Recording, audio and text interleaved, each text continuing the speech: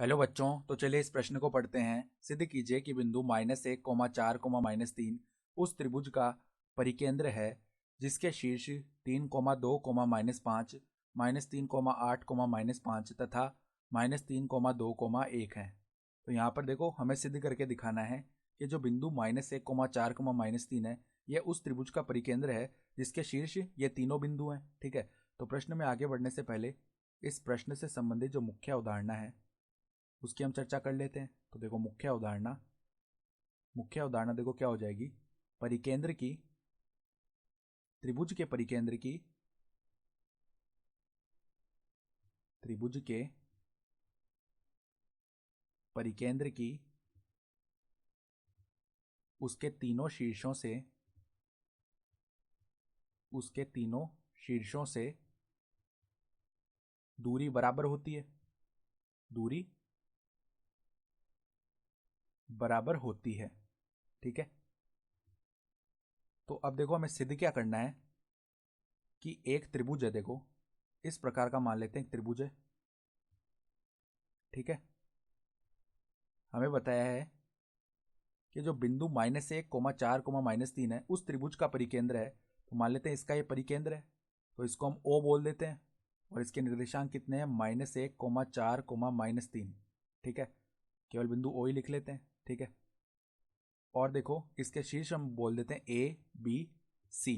ठीक है, और A के निर्देशांक हम बोल देते हैं 3, 2, -5। B के निर्देशांक हम बोल देते हैं -3, 8, -5। और सी के निर्देशांक बोल देते हैं -3, 2, 1।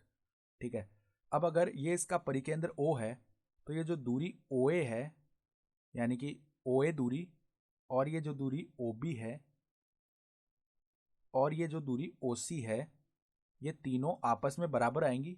तब ये जो O बिंदु है, ये इस त्रिभुज का परिकेंद्र हो जाएगा। और O के निर्देशांक भी हमें बता रहा है वो। इसके निर्देशांक क्या है? देखो, O के निर्देशांक हम यहाँ पे लिख लेते हैं, -1, 4, -3 है। ठीक है, तो हमें सिद्ध क्या करना है? देखो, सिद्ध करना है बिंदु O त्रिभुज ABC का परिकेंद्र है। ठीक है, या फिर अगर हम ये सिद्ध कर दें कि ये तीनों दूरियां आपस में बराबर आ रही है, तो वो भी यही हो गया कि परिकेंद्र हो जाएगा तब। या OA बराबर OB बराबर OC, ये सिद्ध करके दिखा दें हम। तो देखो, हम OA, OB और OC निकाल लेते हैं। तो इसके लिए देखो, हमें दूरी का सूत्र आना चाहिए। दूरी का सूत्र क्या होता है? यदि हमारे पास में दो बिंदु हो, x1 y1 z1 और x2 y2 z2, तो दूरी का सूत्र क्या होता है? वर्गमूल x1 माइनस x2 का वर्ग प्लस में y1 माइनस y2 का वर्ग प्लस में z1 माइनस z2 का वर्ग।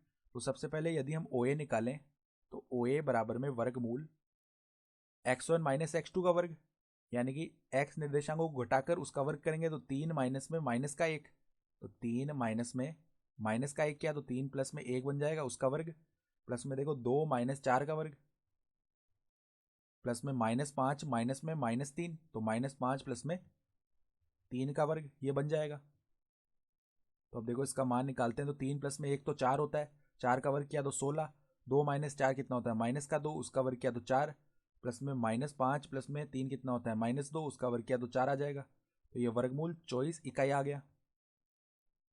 ठीक है, उसी प्रकार यदि हम ओ भी निकालते हैं, तो वो कितना आ जाएगा? वर्गमूल के अंदर x1 माइनस x2 का वर्ग, यानी -1 माइनस में -3, तो -1 प्लस में 3 उसका वर्ग, प्लस में देखो y1 माइनस y2 यानी 4 माइनस 8 का वर्ग, प्लस में देखो z1 माइनस z2 यानी -3 माइनस में माइनस का 5, तो -3 प्लस में 5 का वर्ग।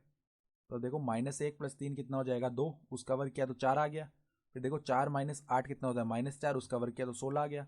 फिर 5 माइनस 3 कितना होता है? 2, उसका वर्ग किया तो 4 आ गया। तो ये कितना बन जाएगा? वर्गमूल 24 इकाई हो गया ये भी। ठीक है, इसी प्रकार हम क्या करते हैं आगे? OC की लंबाई निकाल लेते हैं। तो OC निकालेंगे, OC बराबर में वर्गमूल x1 माइनस x2 का वर्ग, यानी कि -1 माइनस में -3, तो -1 प्लस में 3 का वर्ग। ठीक है, प्लस में y1 माइनस y2 का वर्ग किया, तो 4 माइनस में 2 का वर्ग प्लस में Z1 माइनस Z2 का वर्ग किया तो क्या आ जाएगा -3 माइनस में 1 का वर्ग। ठीक है, तो देखो -1 प्लस में 3 2 होता है, 2 का वर्ग किया तो 4, प्लस में 4 माइनस 2 भी 2 होता है, उसका वर्ग किया तो 4, -3 माइनस 1 कितना होता है -4, उसका वर्ग किया तो 16। तो ये भी कितना आ गया वर्गमूल 24 इकाई आ गया। अतः हम क्या बोल सकते हैं, अतः OA बराबर में OB बराबर में OC आ गया, और वो किसके बराबर आ गया, वर्गमूल 24 इकाई के बराबर। अतः हम क्या बोल सकते हैं, अतः बिंदु O त्रिभुज ABC का परिकेंद्र है, और यही हमें सिद्ध भी करना था, तो हम क्या लिख सकते हैं, इति सिद्धम। तो दी गई अवधारणा के आधार पर हमने सिद्ध करके दिखा दिया। तो आशा करता हूं कि आपको यह प्रश्न समझ में आया होगा। धन्यवाद।